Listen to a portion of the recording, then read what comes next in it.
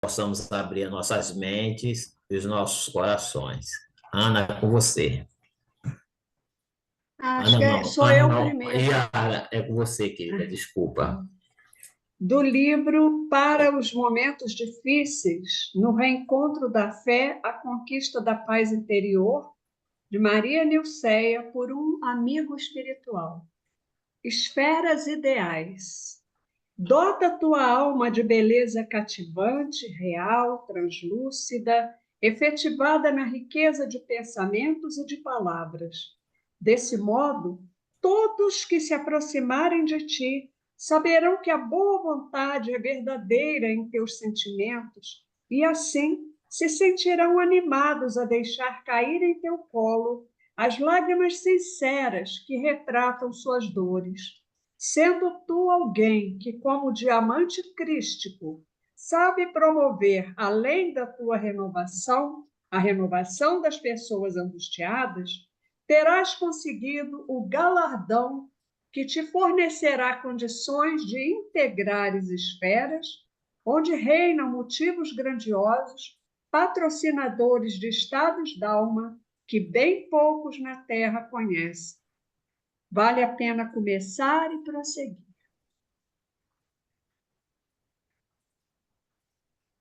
E assim, Senhor Deus, Pai de infinito amor e de misericórdia, os nossos mais sinceros agradecimentos Senhor, por esses estudos que realizamos, em torno deste livro no mundo maior. Chegando agora, Senhor, na culminância, no seminário com o nosso irmão José Henrique. Pedimos, Senhor, que inspire o nosso irmão para que ele possa nos trazer as informações necessárias para ampliar a nossa consciência e nos ajudar em nossa reforma íntima. Assim sendo, Pai, estamos iniciando este estudo, dizendo graças a Deus e que assim seja. Muito obrigado. Mais uma vez, boa noite a todos, aqueles que entraram recentemente na sala.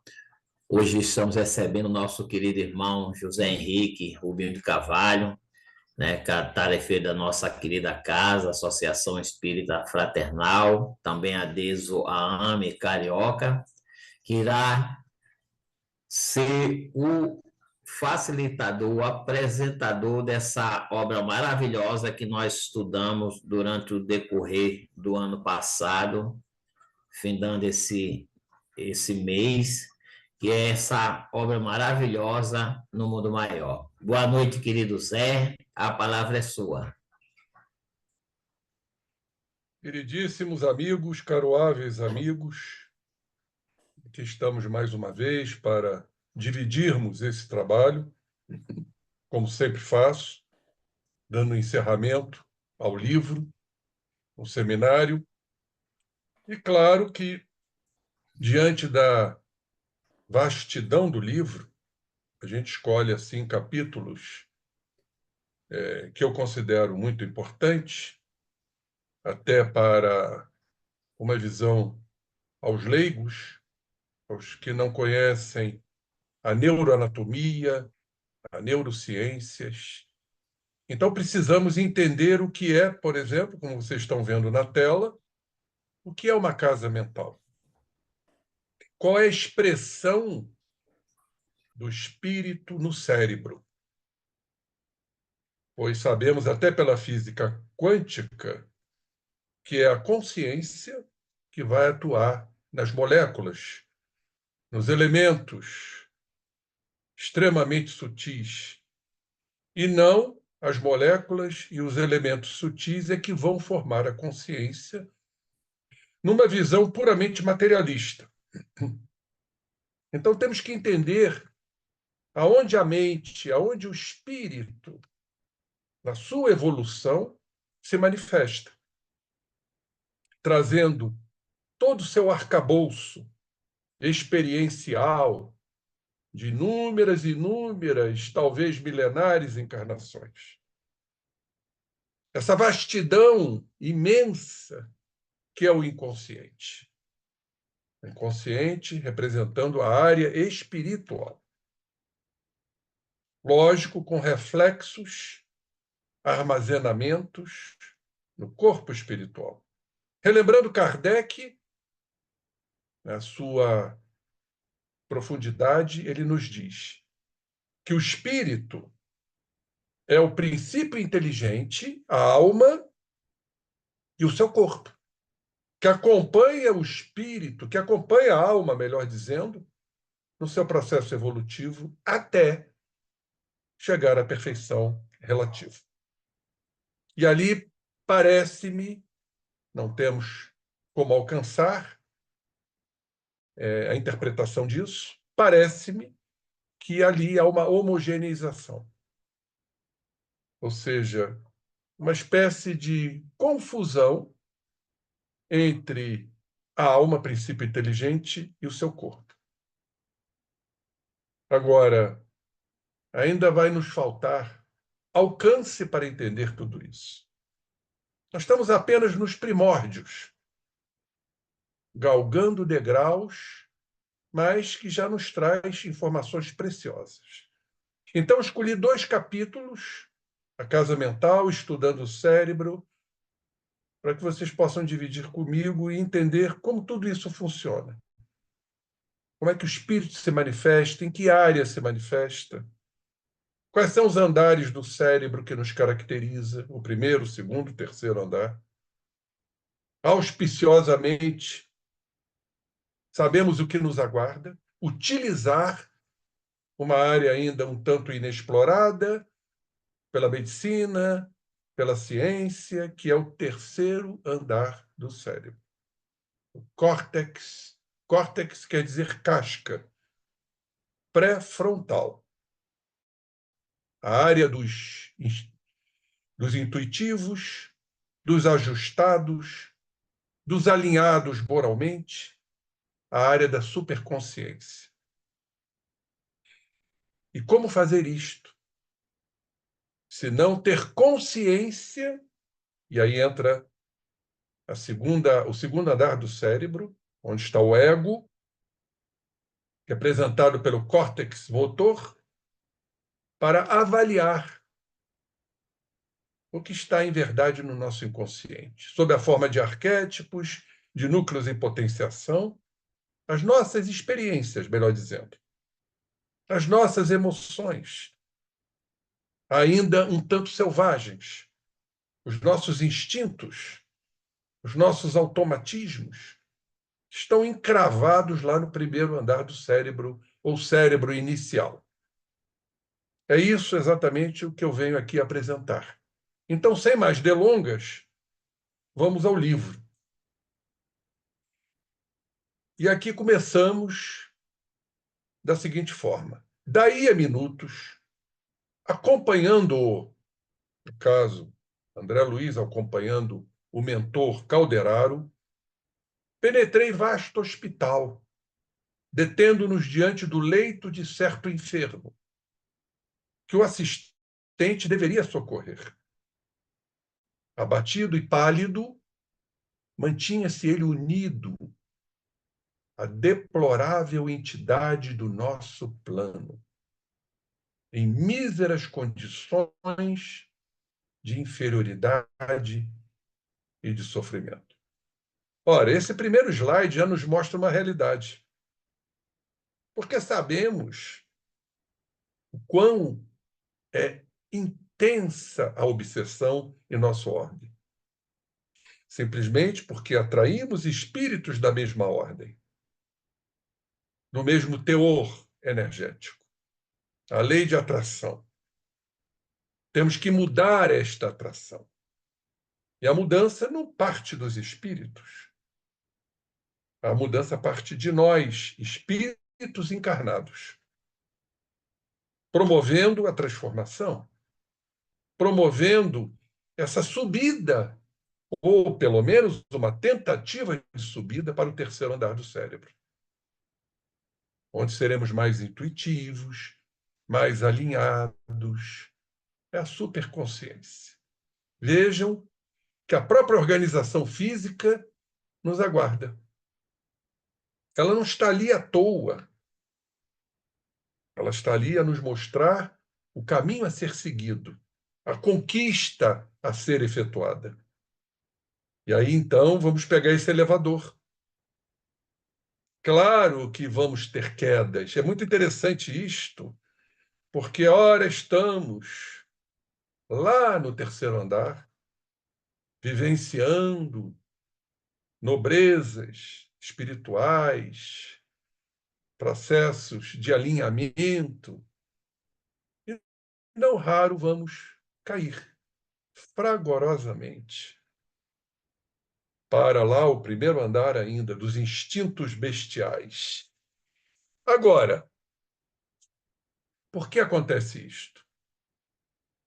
Se a gente faz um esforço exuberante para nos situarmos nesse córtex pré-frontal do cérebro, ou do encéfalo, simplesmente porque ainda estamos condicionados, cristalizados, fixados nesses sentimentos pouco nobres, indignos.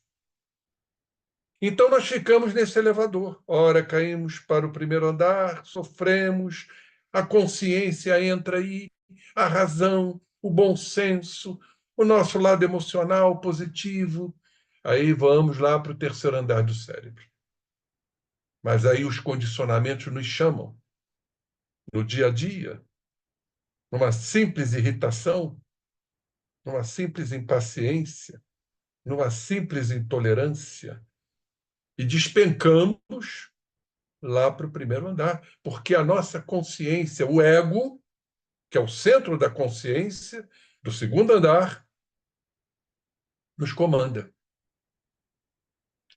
Então, é fundamental entendermos isto para toda a nossa apresentação de hoje, porque esse é o caminho. O autoconhecimento, que tanto falamos e propalamos, é fundamental. Quem promove o autoconhecimento é o ego, criando aquela ponte que Joana de Ângeles nos fala do ego com o self, com a nossa totalidade. O self é o si mesmo, cuja essência é Deus em nós. Temos Deus em nós. E os erros, os equívocos, as sombras, os complexos, não deixam de ser manifestações de Deus. Mas como Deus vai se manifestar através de nossos erros, através de nossas sombras? Se Deus é luz, sim. Mas a manifestação é para nos mostrar aonde nos situamos. E aí a importância da vigilância, a importância da atenção, a importância de estarmos focados no que pensamos, no que sentimos. Então, estamos vendo aí por esse slide um processo obsessivo. Vamos adiante, porque a hora também vai seguindo, né? Deixa eu ver aqui. Ué, travou, porque... Ah, sim.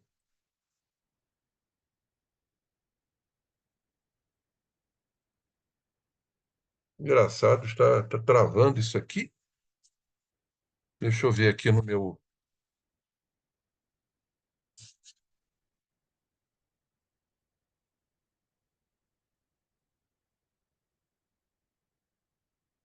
Está travando aqui. Então, nós vamos fazer manualmente aqui. Então, dispunha-me a comentar o fenômeno quando Calderaro, percebendo minha intenção, se adiantou recomendando. Examina o cérebro do nosso irmão encarnado. Concentrei-me na contemplação do delicado aparelho, centralizando toda a minha capacidade visual de modo a analisá-lo interiormente. Assombrado, notei pela primeira vez que as irradiações emitidas pelo cérebro continham diferenças essenciais. Cada centro motor, esses centros responsáveis pela nossa motricidade pelos nossos movimentos, chamam-se o centro motor, assinalava-se com peculiaridades diversas, através das forças radiantes. Descobri surpreso que toda a província cerebral, pelos sinais luminosos, se dividia em 3 regiões distintas. Aí vamos entender esses 3 andares do cérebro. Nos lobos frontais, para não dizer pré-frontal, as zonas de associação eram quase brilhantes. Do córtex motor, ou seja, o segundo andar, responsável pela consciência, aonde o centro desta consciência é o ego, até a extremidade da medula espinhal, tá? Nós vamos depois entender isso. Eu trouxe alguns slides interessantes para que vocês se situem. A claridade diminuía para tornar-se ainda mais fraca nos gânglios basais. Então, nós estamos vendo nesse slide aqui os 3 andares. O andar superior da superconsciência, do que nos aguarda, o andar dos nobres, das criaturas transformadas ou em caminho de transformação. O segundo andar, representando o córtex motor, e vai até a medula espinhal. A medula espinhal está alojada lá na coluna, da onde saem os nervos. A claridade diminuía, certo? Porque tudo isso está lá no primeiro andar dos nossos instintos ainda, dos nossos automatismos, dos nossos estágios ainda, para tornar-se ainda fraca nos gânglios basais. Depois nós vamos ver uma pesquisa a respeito dos gânglios basais, para que vocês entendam o que é um gânglio basal. Olha só, essa figura já é bem significativa. Estamos vendo aqui o córtex cerebral, tá? Estamos vendo aqui as estruturas responsáveis pela formação do primeiro andar do cérebro. Os gânglios basais aqui, o tálamo, que tem uma importância muito grande, ele funciona como um relé.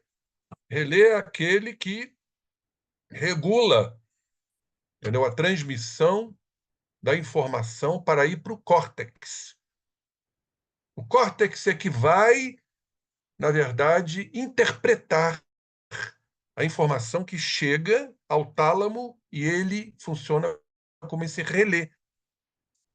Aqui, estruturas também do primeiro andar ligadas à memória.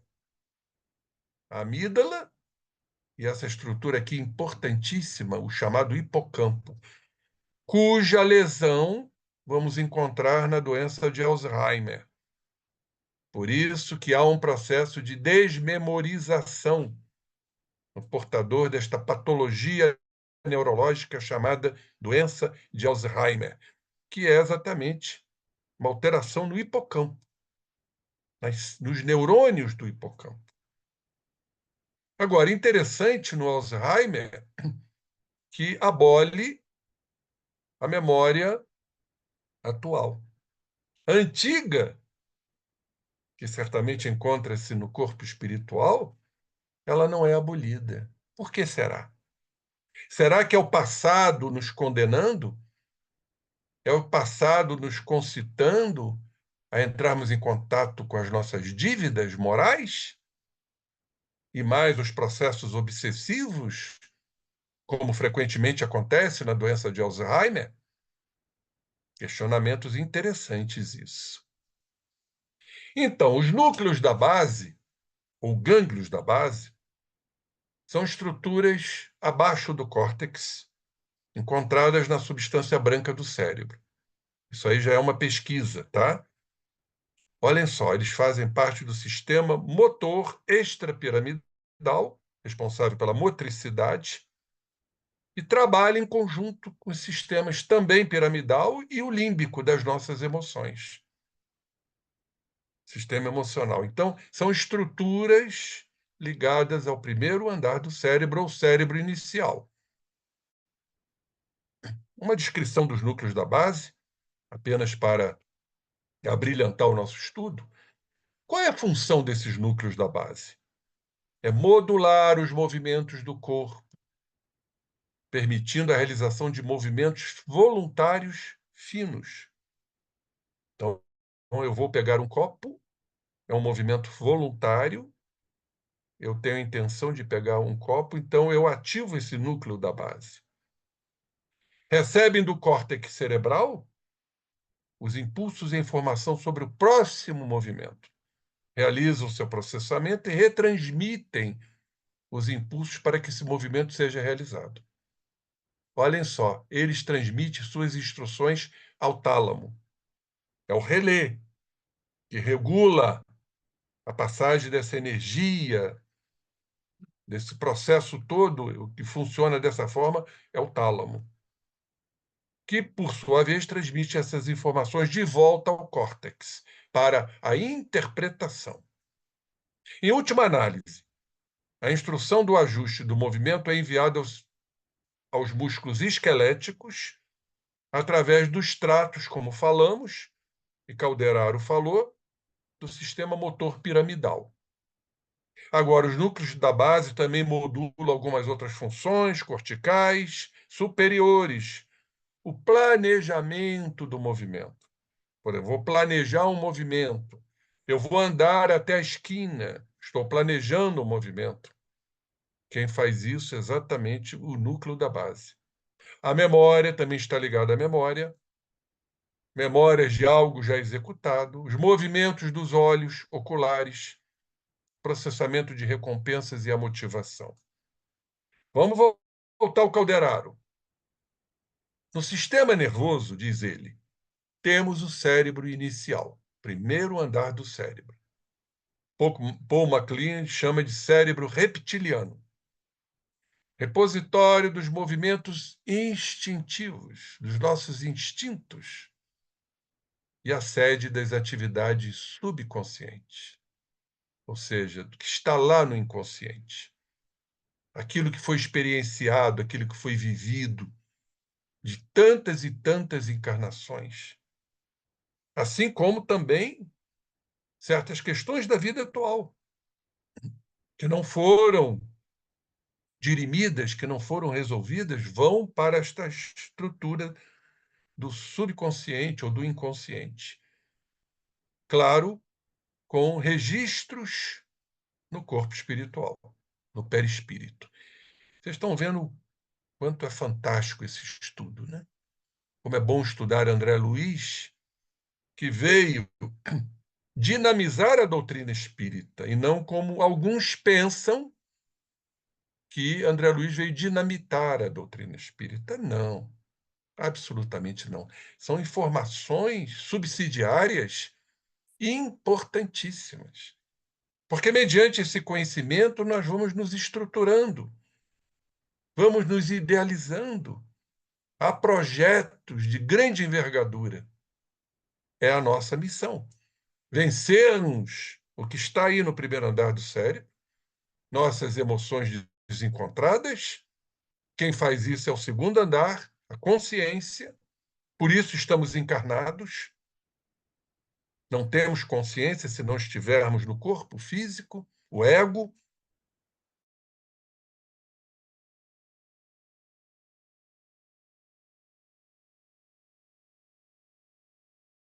Esses delitos morais, esses equívocos perpetrados em existências anteriores.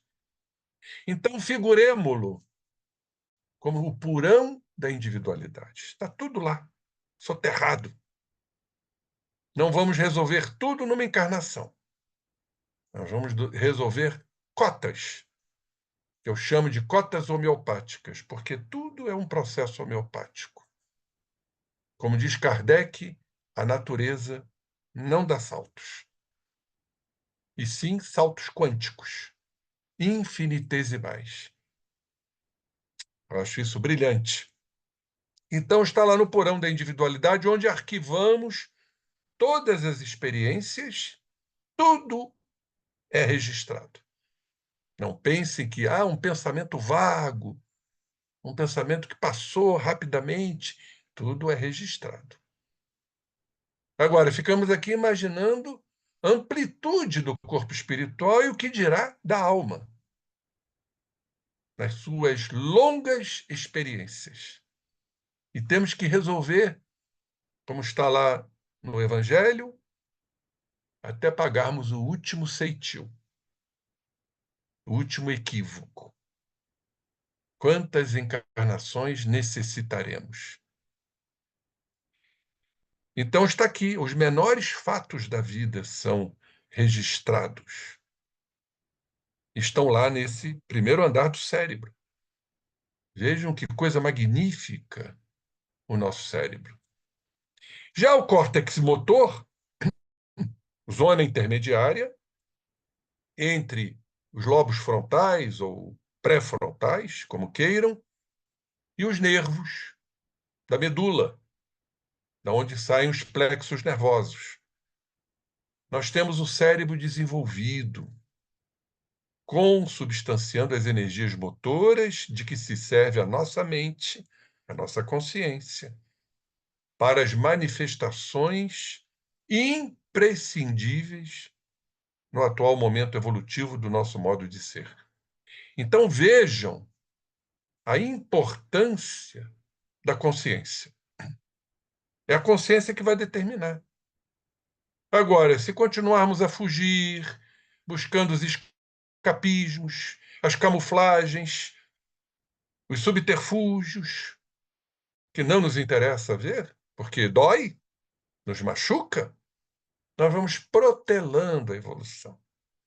E vêm os distúrbios comportamentais, vêm as doenças físicas, oriundas dessas alterações, que acabam nos convidando a entender e a compreender a finalidade da vida. E nos planos dos lobos frontais, silenciosos ainda para a investigação científica do mundo, jazem materiais de ordem sublime. No próprio cérebro, ou no próprio encéfalo, que nós vamos ver a diferença de encéfalo para cérebro, já temos as manifestações sublimes, divinas em nós, da organização física. Aonde essa ciência vai ter que se deparar? Do ponto de Deus em nós, como já foi evidenciado, que conquistaremos gradualmente, passo a passo, no esforço de ascensão, representando a parte mais nobre do nosso organismo divino em evolução. Agora, vocês imaginem, nós temos uma utilização muito pequena do nosso cérebro, um percentual muito pequeno. A hora que utilizarmos esses neurônios, essas estruturas, com mais amplitude, com mais expansão, o que chamamos de expansão da consciência, fruto do despertar da consciência, a aletheia, sair da leté, sair da letargia, sair desta condição em que nos situamos ainda por teimosia, por obstinação, por preconceitos, por ignorância. Veja um salto que vamos dar utilizando o próprio cérebro, que representa uma ínfima estrutura em relação ao perispírito e muito mais em relação ao espírito. Olhem a grandiosidade disso. Bom, resolvi trazer aqui para vocês entenderem o que é um gânglio basal, o que é um encéfalo. Claro, para aqueles que se interessarem, né, porque isso está dito na obra de André Luiz, é só buscar esse livro, que é um livro épico. Chama-se O Cérebro Triuno, desses três irmãos da AME Brasil, o Décio Iandoli, da AME Mato Grosso, a Hervênia, veterinária, professora da AME São Paulo, Sérgio Lopes, da AME Pelotas.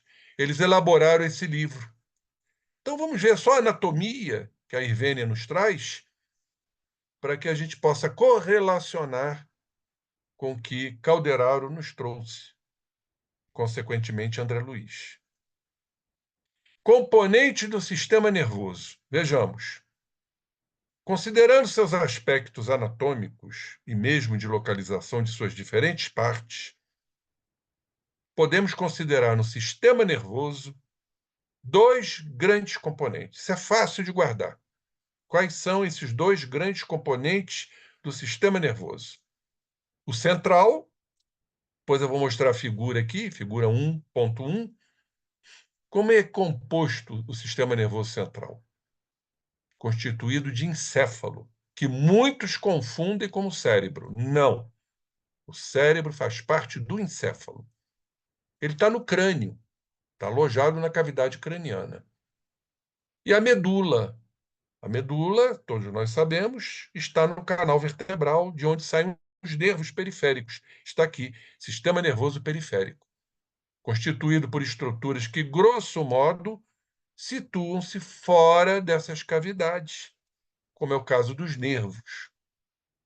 Então, isso é importante guardar.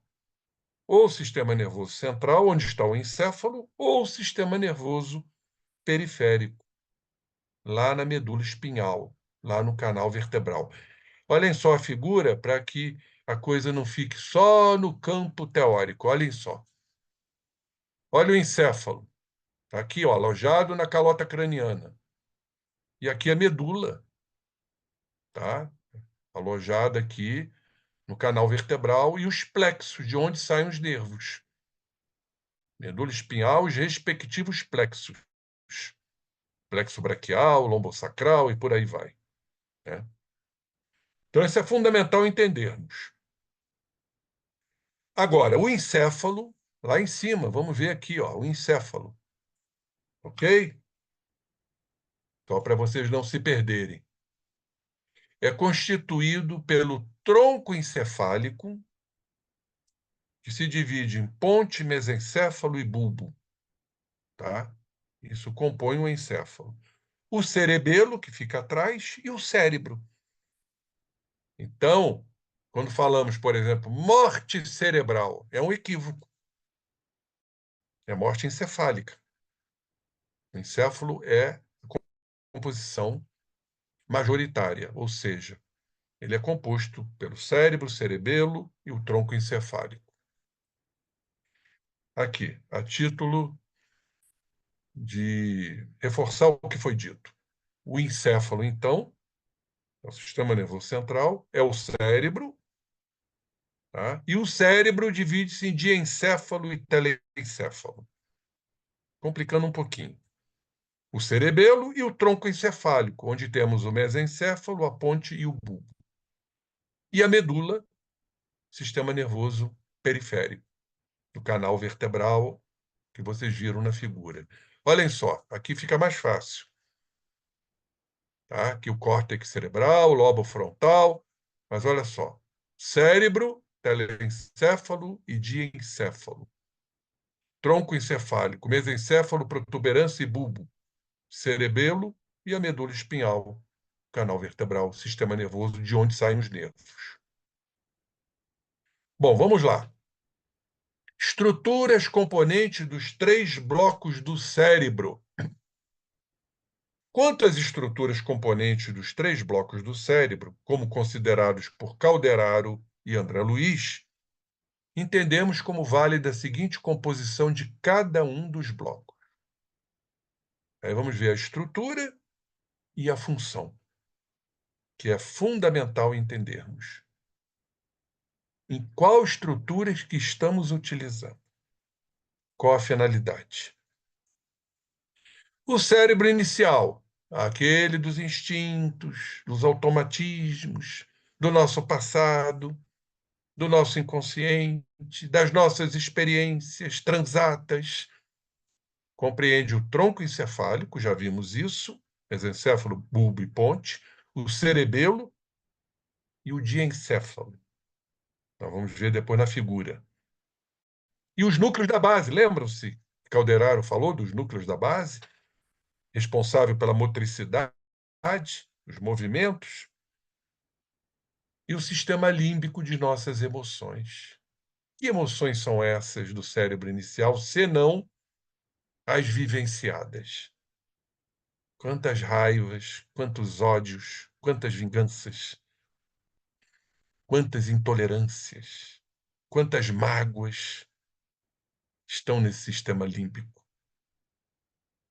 Muitos, para não dizer a grande maioria, vivenciam o sistema límbico. Ou seja, do passado se expressando no presente. Porque nós somos a continuidade do passado.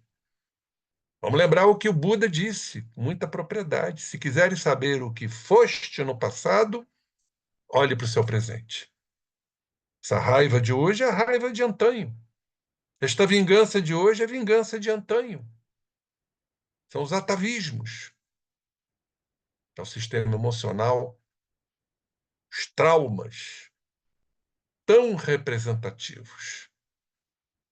Porque os fatos nós esquecemos, mas os traumas estão presentes. Os traumas não se diluem a matroca. Não. É um processo lento, gradativo. Então, ou seja, o conjunto de todas as estruturas subcorticais, debaixo do córtex. Córtex motor, de segundo andar, e o córtex frontal, o neocórtex dos ajustados, dos nobres. Uma vez que os outros dois blocos do encéfalo dizem respeito ao córtex cerebral. Está se fazendo uma referência aqui ao telencéfalo. Muito bem, corresponde, isso aqui é importante. Sei que o grupo aqui não são de pessoas ligadas à neuroanatomia, a neurociências, mas o que é importante entender sob a ótica de Calderaro, do livro No Mundo Maior que vocês estudaram. Corresponde ao primeiro andar de nossa casa mental. Olhem só, onde arquivamos todos os atos instintivos e automatizados, condicionados, que foram aprendidos em nossas vivências do passado. Estão lá, sob a forma de arquétipos, ou como diz o Jorge André, núcleos em potenciação espirituais, a serem trabalhados. Uma encarnação é muito pobre. Isso derrui qualquer ideia de termos só uma existência. Não tem como. Onde ficam e como ficam esses núcleos não vivenciados? Então, todos nós estamos condenados ao inferno? Todos nós, porque erramos tanto? Então, precisamos de reencarnações. Precisamos de evolução. Precisamos do despertar de nossas consciências, como afirma Paulo o apóstolo. Desperta, ó tu que dormes, muitos ainda estão dormindo. Levanta-te entre os mortos, que o Cristo te esclarecerá. É a única lei, queiram ou não. Os princípios ético-morais são do Cristo, que trouxe todas as leis do Pai no seu evangelho de luz, de amor, redentor. Não tem outra lei. Se queremos cumprir o princípio ético, que é o certo e o errado, olhemos para o evangelho. Se queremos fazer o bem ou o mal, é uma opção, é a questão moral, olhemos para o evangelho. Então é inatacável, inabordável os princípios ético-morais de Jesus.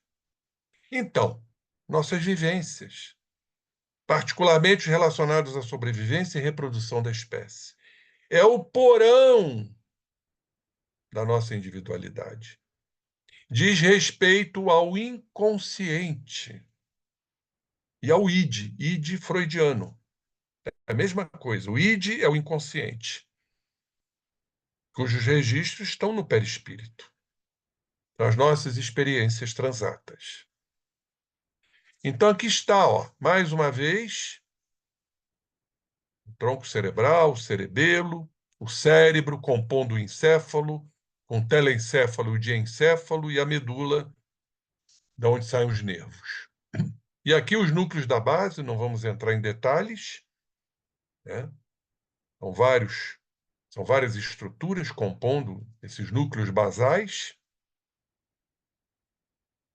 Aqui um esquema representativo da localização de algumas das estruturas integrantes do nosso sistema límbico, das nossas emoções. Um corte medial do hemisfério cerebral direito, aqui, ó. Olha o tálamo, o relé. Olha o hipocampo da memória, as memórias que temos. A amígdala também, ligada à memória. Esse é o primeiro andar, zona límbica do cérebro, dos nossos instintos e automatismos. Olha o tálamo, ele tem várias funções. Participa também do processo da memória, que ele está lá no primeiro andar do cérebro, dos nossos instintos, então ele participa também. Agora, ele funciona como um relé. Olha a natureza como é linda. Olha aqui, participa das emoções. Ou seja, ele funciona como um filtro. Nem tudo pode vir à consciência. Aqui, ó, o córtex motor. Não suportaríamos tantos traumas, tantas emoções negativas vivenciadas no passado. Então ele funciona como um filtro, um relé, exatamente isso. Vai o que tem que ser visto, interpretado pelo córtex. Ou seja, alguma coisa modula isto. Quem modula isto, meus irmãos? É o espírito. É o espírito imortal. É ele que regula tudo isto, este processo. Ele sabe o que o cérebro pode comportar. Até porque foi ele que ajudou a estruturar o cérebro, através do perispírito, campo organizador da forma, ou modelo organizador biológico, como queiram, o corpo espiritual, o corpo perispirítico, tem várias denominações. Qual é a estrutura inteligente? É o corpo? Não. É o perispírito? Não. É o espírito. É o espírito que é inteligente, é o espírito que processa, é o espírito que sente, e não o perispírito, que é simplesmente uma estrutura de armazenamento, e o corpo. Os registros no corpo. Então vejam a importância do tálamo. Bom, zona intermediária, importante falarmos sobre ela, é o neocórtex. O córtex que reveste externamente os hemisférios cerebrais. Córtex, eu já disse, é uma casca. Menos uma parte dos lobos frontais e talvez também uma parte dos lobos temporais. O que é importante nós dizermos que tudo está interligado. Não é um compartimento estanque, isolado, uma visão ortodoxa, cartesiana e até materialista. Como se isso fosse isso e aquilo fosse aquilo. Não. O cérebro é um conjunto harmônico, onde há uma interação, uma interconectividade de todas as estruturas. A grande questão é que nós, pela nossa consciência, pela nossa imperfeição, desarticulamos tudo isto. Desequilibramos algo que foi feito para se equilibrar, ou para ficar equilibrado. Olha como isso é importante. Então, correspondendo ao segundo andar de nossa casa mental, estamos no livro ainda do cérebro triuno, não é? Onde são despendidos esforço e vontade, a consciência. E, quiçá, quando ela desperta, quando ela sai da leté, da letargia, que Paulo colocou como estando dormindo. O que é a verdade, senão sairmos desta inércia, desta letargia? E aí, então, vamos utilizar a racionalidade, a compreensão, o discernimento. Quem faz isso? Segundo andar do cérebro. Pelo esforço e vontade, pela fé também. Então, no presente, no aqui e agora, a consciência age no aqui e no agora, para aquisições intelectuais do conhecimento e definição da nossa postura moral. Na esfera psíquica de nosso ser, tem a ver com o consciente e o ego. O ego nada mais é do que o centro desta consciência. E os lobos frontais, terceiro andar que nos aguarda, se não, já estivemos ou estamos periodicamente visitando isto. Quando estamos praticando a caridade, quando estamos praticando o amor, o auto-amor, cumprindo a trilogia básica do Cristo, amar a Deus sobre todas as coisas, ao próximo como a ti mesmo. Aí vamos visitar o espírito, empurra a nossa consciência lá para o terceiro andar. Olha só, corresponde ao neocórtex dos lobos frontais, para não dizer pré-frontais. Aqui, ó, mais especificamente a área pré-frontal dos lobos. E também uma parte, córtex dos lobos temporais. Corresponde ao terceiro andar da nossa casa mental, onde depositamos ideais nobres a serem conquistados, as metas a serem atingidas no futuro. O que nós podemos enquadrar aí, meus irmãos? Transformação. A partir do autoconhecimento, da autoaceitação, vamos buscar conscientemente a mudança, a reforma íntima, a metamorfose ou a transformação. Tem a ver, portanto, com o nosso supraconsciente e o superego freudiano, considerado o superego como guardião natural da moralidade. É o superego a nos dizer, faz isso, não faça isso, não, faz aquilo. Interessante quando a gente, isso é uma ilação, quando a gente estuda o superego, se é algo a nos dizer, a seguir o bom caminho, será, ou com certeza, não é onde os espíritos que nos velam, que nos zelam, atuam, os mentores, e que nós teimosamente não ouvimos? Seguimos as nossas tendências e padrões deformados? Ora, companheiros, se é uma atuação espiritual, como também pode ser negativa, nós estamos falando de mediunidade, estamos falando de obsessão. Perispírito com perispírito. Ora, se é perispírito com perispírito, o superego aí está, na zona perispirítica. É uma questão apenas de entendimento e de interpretação. Superego freudiano está no perispírito. E nós vamos ouvir as induções positivas, assim como também negativas, dos nossos irmãos obsessores. Então vocês agora aguardem que é no superego aonde os espíritos se manifestam. Porque o processo mediúnico ou medianímico é perispírito com perispírito. E as informações, sejam elas quais forem, vão traduzir esse superego. Bom, vamos voltar então ao nosso livro, No Mundo Maior. Não podemos dizer que possuímos três cérebros simultaneamente. Temos apenas um, que porém se divide em três regiões distintas. Tomemo-lo como se for um castelo de 3 andares. No primeiro, a residência dos nossos impulsos automáticos, já falamos sobre isso. Simbolizando o sumário vivo do que já realizamos. Nos fala Calderaro. No segundo, o domicílio das conquistas atuais, a consciência, a vontade, o querer, a fé, a determinação, a escolha. Então está aí, no segundo andar, onde se ergue e se consolidam as qualidades nobres. Estamos edificando. É a construção.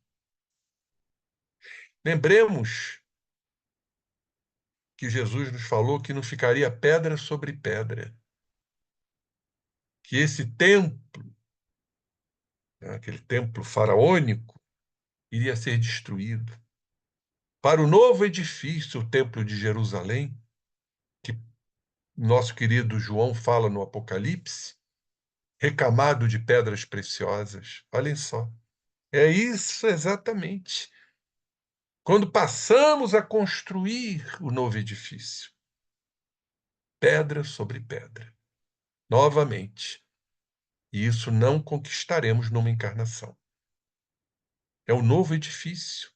São as qualidades nobres que vai nos impulsionar, nos compelir para o terceiro andar, até chegar o dia que não necessitaremos mais desse corpo.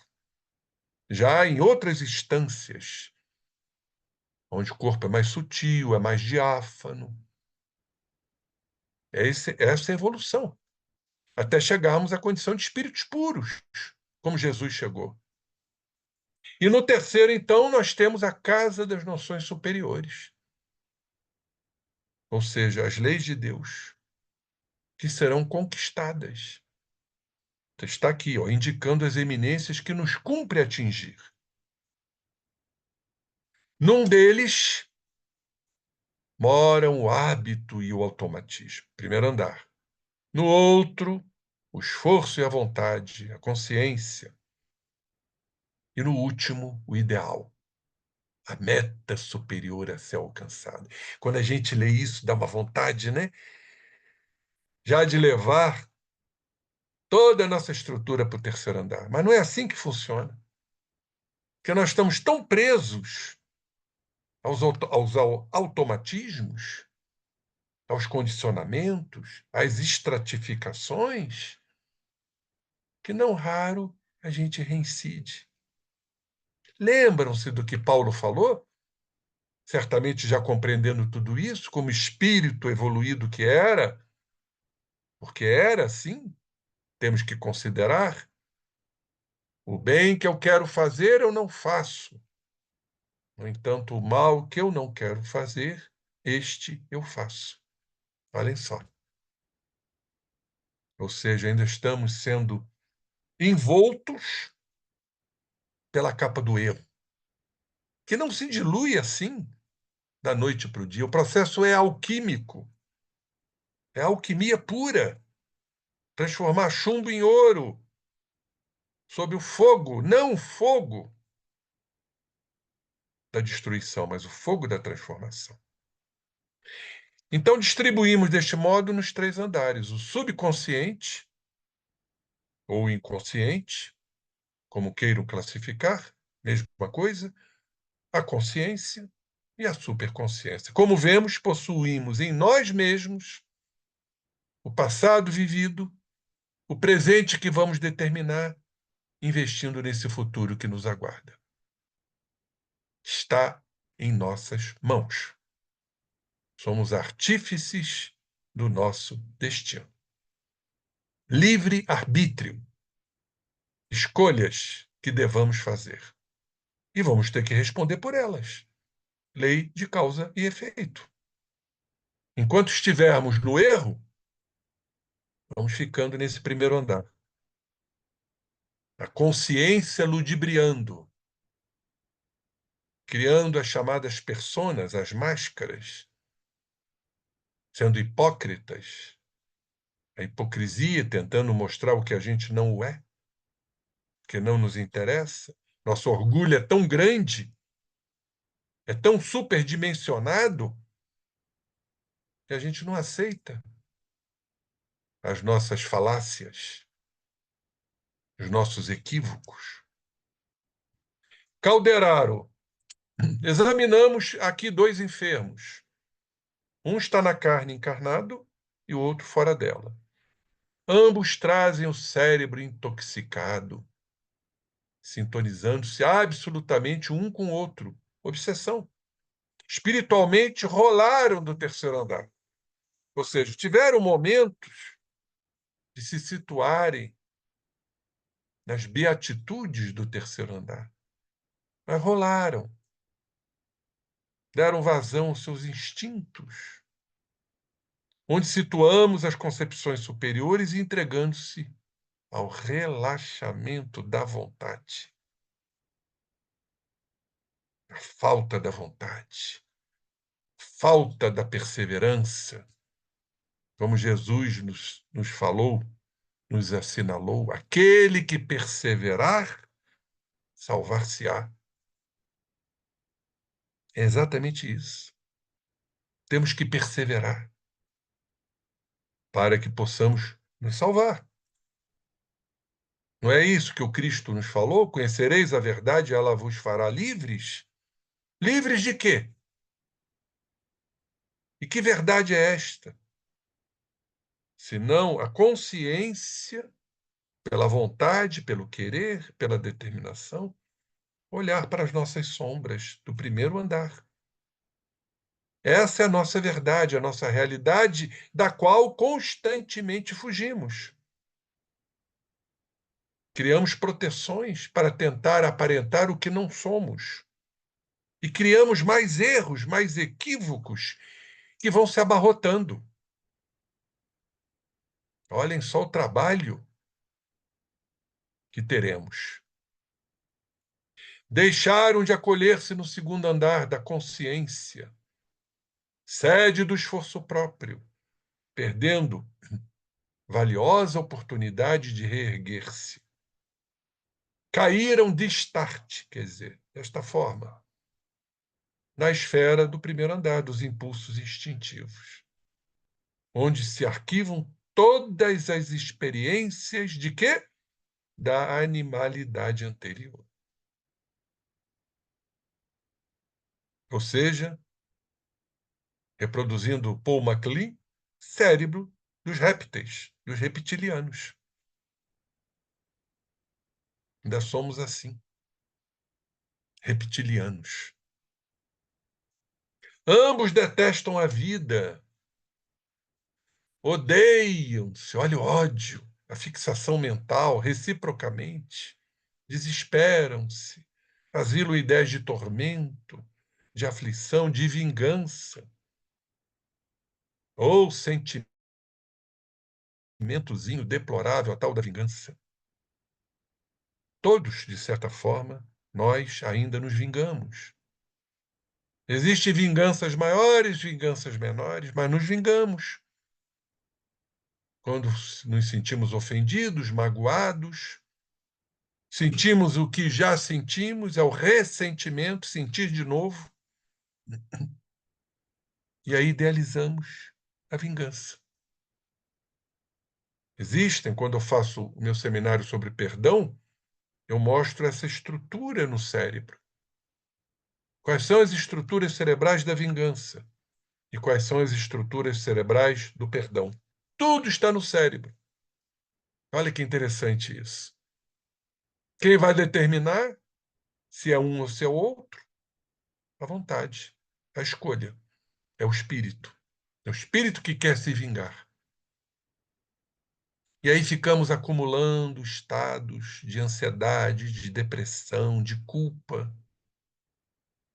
terrivelmente, desarticulando, desarmonizando nossas células, fazendo eclodir tendências e predisposições do código genético, as enfermidades aí vigentes, todas elas, numa simples gripe, pela queda do sistema imunitário, a um câncer. Em suma, estão loucos, embora o mundo lhes não vislumbre o supremo desequilíbrio. No livro A Vida Continua tem uma informação que são as incógnitas da alma. Nossos desequilíbrios. que se verifica no íntimo da organização perispiritual, daquilo que já foi, de certa forma, experienciado, conquistado.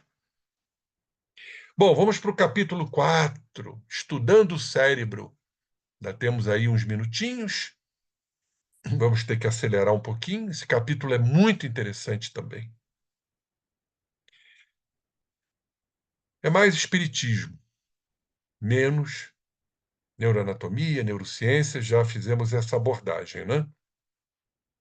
Com a mão fraterna espalmada sobre a fronte do enfermo, como a transmitir-lhe vigorosos fluidos de vida renovadora, Calderaro esclareceu-me bondoso a André Luiz.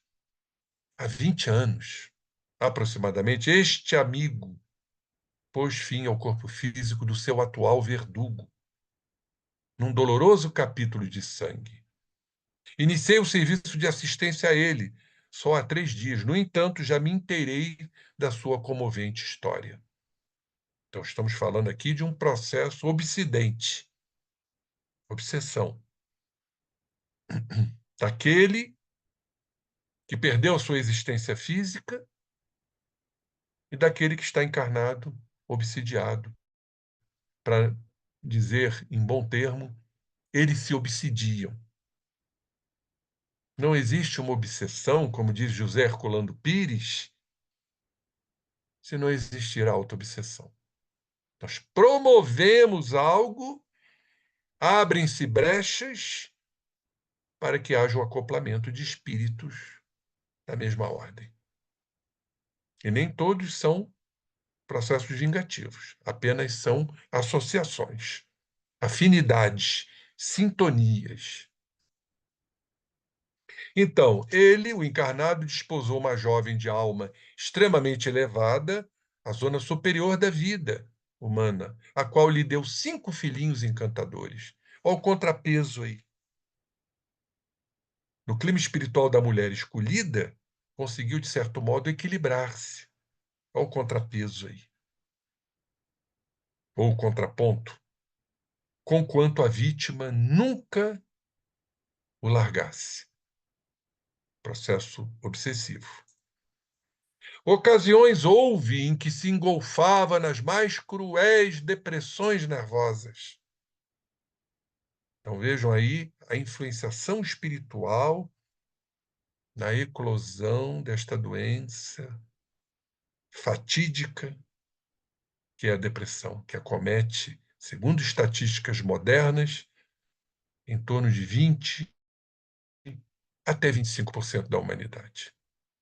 E quando a gente estuda a depressão, a gente vê o que está na base do processo depressivo, senão o orgulho, a arrogância e a culpa de um erro cometido, que a criatura não admite, ele desanima.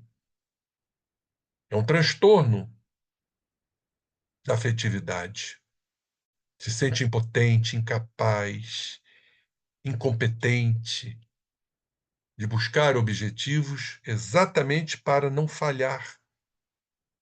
Diante das falhas cometidas, gerando a culpa, e que ele não admite pelo seu imenso superlativo orgulho. E aqui está um quadro. Olhem só, assaltado por estranhos pesadelos aos olhos dos familiares. Mas sempre resistia, amparado até certo ponto pelas afeições de que a esposa, de maior nobreza, desde muito dispõe em nossos planos. Tocou a zona do córtex e prosseguiu. Da consciência. Lembram-se? Segundo andar do cérebro? A mente criminosa, assediada pela presença invariável da vítima, a perturbar-lhe a memória. Lembram-se das zonas da memória? Amígdala, hipocampo, no primeiro andar do cérebro? Vejam que tudo se correlaciona. Passou a fixar-se na região intermediária do cérebro. Aí está, segundo andar, alterando a consciência. Porque a dor do remorso, da culpa, não lhe permitia fácil acesso à esfera superior do organismo perispirítico. Estava fixado naquela culpa. por ter tirado a existência do companheiro. O remorso. A consciência estava alterada pelo processo depressivo, onde os princípios mais nobres do ser erguem o santuário de manifestações da consciência divina. É a consciência. É a consciência que nos endereçará para a consciência divina. Terceiro andar do cérebro, dos mais nobres.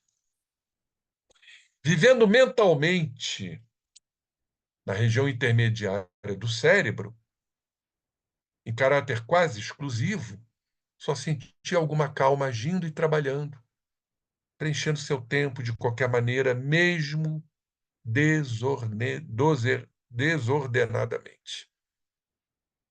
Pois é. Intentava a fuga, como normalmente fazemos, através de todos os meios do seu alcance. Quando não deveria fugir, deveria entrar em contato consigo mesmo, no processo de autoconhecimento. Reconhecer a sua culpa, reconhecer seu erro, aceitá-lo. E aí entra o significativo sentimento, nesse combate à culpa tormentosa, como diz Joana de Ângeles, qual é? O auto-perdão. Pois é. O orgulho não nos permite nos auto-perdoarmos. Afinal, o orgulhoso não erra. O eu orgulhoso não derrapa. Ele é detentor do padrão de poder. Bom, deitava-se extenuado pela fadiga do corpo, isso é uma característica do processo depressivo, pela concentração de energias, na fixação mental da culpa. Há uma subtração energética do corpo físico, por isso que o depressivo vive cansado, arqueado, fatigado. Nós diagnosticamos muitas vezes a depressão pelo andar. É um andar arrastado, moroso, fatigado, porque ele está subtraindo energias, alimentando na consciência, no segundo andar do cérebro, o remorso do erro cometido que ele ainda não aceitava. E criando com isso os processos de afinidade e sintonia com o espírito vitimado. E como não existe vítima, também já foi algoz. Vejam como isso é extraordinário quando estudamos a doutrina com essa amplitude. Então, levantando-se no dia seguinte, abatido, cansado, extenuado, de inutilmente duelar com um perseguidor invisível e consigo mesmo, nas horas do sono. Em consequência, provocou o desequilíbrio da organização perispiritual, que se refletiu na zona motora. Lembra-se o córtex motor? Os sistemas piramidal, extrapiramidal, e aí gerando o caos orgânico, a doença. Fez característico movimento com o indicador e acentuou: repara os centros corticais. Orientando André Luiz para reparar os centros corticais. E ele diz: contemplei admirado aquele maravilhoso mundo microscópico, as células piramidais da motricidade. Inclusive, o processo depressivo, esse estado de fadiga, são alterações, né, motoras. O músculo está extenuado, está cansado, por alterações nas células piramidais. Primeiro andar do cérebro. Pela expressão da consciência, que precisa se modificar. Distinguindo-se pelo tamanho, diziam da importância das funções que lhe impendiam no laboratório das energias nervosas. Olhem só, a célula nervosa é uma entidade de natureza elétrica, eletromagnética, por onde percorre o pensamento, assim como também as emoções. Onde tem pensamento, tem emoção, e onde tem emoção, tem pensamento, que diariamente se nutre do combustível adequado. Há neurônios de várias ordens, sensitivos, motores, intermediários, reflexos. E existem os que recebem o que vem de fora, as sensações exteriores, do mundo que nos cerca, do mundo espiritual e as internas da consciência, da condição que a criatura se situa. Então, nós somos este binômio do que vem de fora e do que está dentro de nós. E, normalmente, uma associação de ideias, onde um gera o gatilho do outro. Nós somos isso, vivenciando o externo da nossa vida, da nossa família, dos entes queridos, daqueles que nos contemplam, do mundo espiritual pela lei de afinidade e todo esse repositório que temos dentro de nós. Então, existe exatamente das sensações exteriores e das impressões da consciência. Em todo o cosmos celular, agitam-se interruptores e condutores, elementos que emitem e recebem. Assim, nós funcionamos. Fluxo e refluxo, igual a maré. O que vai, volta. O que volta acaba indo novamente. São esses os condutores. Então, o que é a mente? É a orientadora desse universo microscópico, é o espírito, em que bilhões de corpúsculos e energias multiformes se consagram a seu serviço, serviço da mente. Quem está trazendo hoje informações preciosas sobre este assunto é a epigenética. A epigenética está derrubando a ideia da doença física, que só ocorre mediante ao estado doentio da mente ou do espírito, agindo na estrutura física, na célula, no código genético, na mitocôndria, nos centríolos, enfim, em toda a estrutura celular, equilibrando ou desequilibrando. Vejam como isso é importante. Dela emanam os correntes da vontade, da mente, determinando vasta rede de estímulos, reagindo ante as exigências externas, da paisagem externa, ou atendendo às sugestões das zonas interiores, como falei. Então, o cérebro é o órgão sagrado da manifestação da mente. Em trânsito, olhem só, da animalidade primitiva para a espiritualidade humana. Esse é o nosso caminho, é a nossa jornada. Comparando, entretanto, a nossa situação com o estado menos lúcido de nossos irmãos encarnados, importa não nos esqueça que os nervos, o córtex motor e os lobos frontais, os 3 andares, que ora examinamos, são apenas regulares pontos de contato entre o perispírito e a organização física, indispensáveis uma e outro. Claro, foi o perispírito que organizou o corpo. Sob a ação do espírito, ao trabalho de enriquecimento, pois todos nós aqui vamos nos enriquecendo e crescendo para a condição da imortalidade que nos aguarda a cumprir os objetivos que Deus implementou em nós. Em linguagem mais simples, o corpo são respiradores dos impulsos, ou então são aspiradores da alma. Aspiram as impurezas da alma, ou seja, a tradução disso no corpo sob a forma de doenças. Lei de causa e efeito. Experiências e noções elevadas da personalidade real, aquilo que verdadeiramente somos, que não se extingue no túmulo e que não suportariam a carga de uma dupla vida. Por isso o corpo. A vivenciar apenas algumas questões. Um bloco energético apenas formatando a nossa personalidade, que pertence à individualidade, o self. Em razão disso e atendendo aos deveres impostos à consciência de vigília para os serviços de cada dia, desempenham função amortecedora. A consciência vai elaborando. São quebra-luzes, vão quebrando, atuando beneficamente para que a alma encarnada aí sim trabalhe e evolva. Companheiros, esse livro é fascinante. Eu estou olhando aqui a hora, queria abrir para perguntas. Vou parar por aqui. Basicamente, o que foi importante foi dito a respeito desses irmãos comprometidos pela lei de causa e efeito. Obviamente, isso se expande não só a esta existência, como a outras também.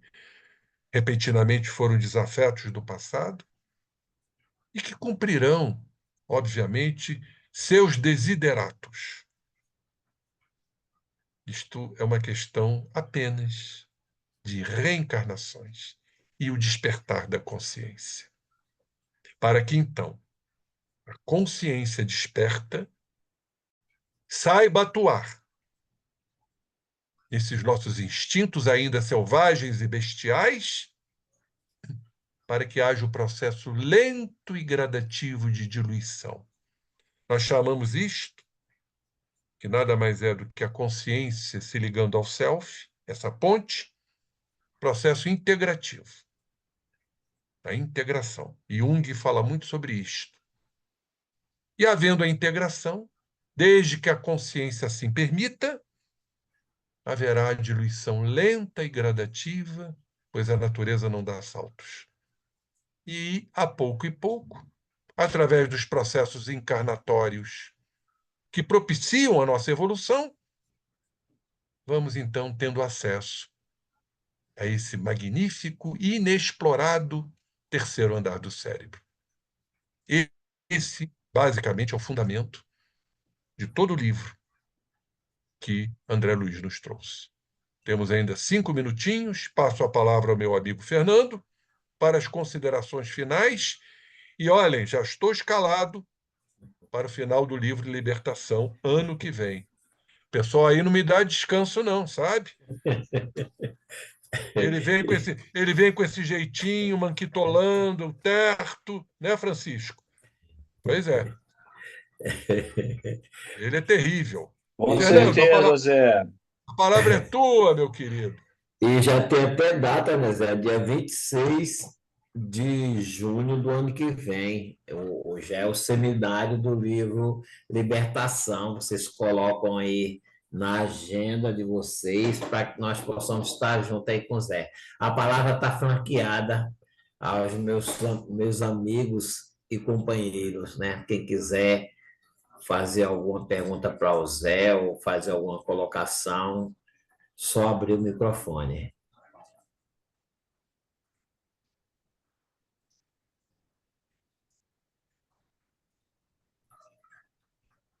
Bem, não, Zé Fernando. Só agradecer, Zé Henrique, pela Eu, excelente aula. eu, eu amei, Zé. Ele sabe que toda hora eu estou conversando com você sobre esses três andares da nossa consciência, né? E eu sempre que pego algo com o Zé, eu levo para dentro do estudo. Eu, de antemão, né, em nome de Helena, que não está, deve ter ido fazer alguma palestra, Ela está organizando a exposição. a exposição, né? Então, ela está organizando a exposição do Livro Espírita aqui em Nova Friburgo. Fica a gratidão nossa, do nosso grupo, né? Que sempre que você está conosco, né? Nunca nos deixou, sempre fazendo os seminários de todos os livros, né? Então, Zé, eu gostaria, em nome do grupo, agradecer a você. E que, Não é nada que Jesus, agradecer, não, meu amigo. Isso aí é dever. e que Jesus abençoe você nessa caminhada, né? E depois você conta a estadia sua com o Paulo César lá na Itália. Ah, Pra foi gente, né? magnífico, foi Isso. magnífico. Amanhã, Foi... amanhã, amanhã nós vamos estar juntos, né? Na Amanhã aula. estaremos juntos. Isso, isso. A Paula está dizendo ali que foi maravilhoso, né? Que aprendeu muito, né? Tá, é grata a você.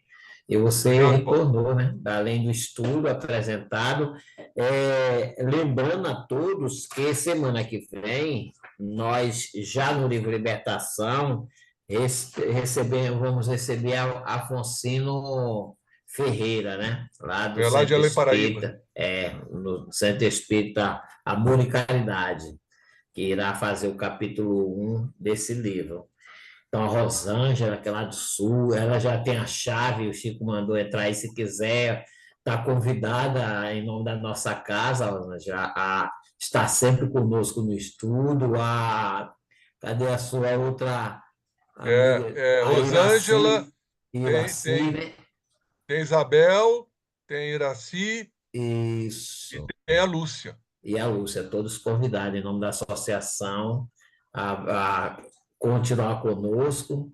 E quem sabe, eu não sei, Chico, tem alguma delas foi convidada a apresentar algum capítulo da libertação? Não, Fernando, eu não as conheço. Ela está vindo agora pelo Zé, né? É isso. Então, No que ela futuro, a continue. gente pode pedir o contato delas para o Zé Henrique e a É, gente programar aí. bota elas Isso. para trabalharem, bota para trabalhar. Tá, tá bom, Zé. E fica o convite para que elas, sempre que sentirem a vontade, podem entrar no grupo, pode estar conosco, né? Sempre deixamos espaço no final para que nós possamos interagir com aquele que traz o estudo, né? Com perguntas, com colocações. Mas muito obrigado, querido Zé. Valeu. Ainda tem a Amanda. Amanda lá do Japão também, faz parte do grupo. Isso. Amanda Tá bom. Quero Hashimoto. agradecer. Eu gostaria de agradecer o convite. Muito obrigada. Agradeço por nós. Isso, sinta-se à vontade, assim. Então, vamos convidar a nossa querida Ana Maria para ela encerrar. Com os nossos corações repletos de alegria por tantas bênçãos recebidas, nas palavras do nosso irmão José Henrique, só temos a agradecer, Senhor, por tudo que nos concede, por todo o amparo, toda a luz, por todas as bênçãos recebidas. Nos despedimos, Senhor, na vossa paz, que possamos permanecer nessas luzes que emanam dos amigos espirituais por todos os nossos dias. Graças a Ti, Pai da vida, por tudo que nos concede. Agradecendo ao nosso irmão que nos esclareceu maravilhosamente com seu estudo, pedimos a permissão para dar como finalizado esse estudo da noite de hoje. Que possamos descansar essa noite com a certeza de um próximo dia com a paz do Cristo. Que assim seja, graças a Deus. Graças a Deus.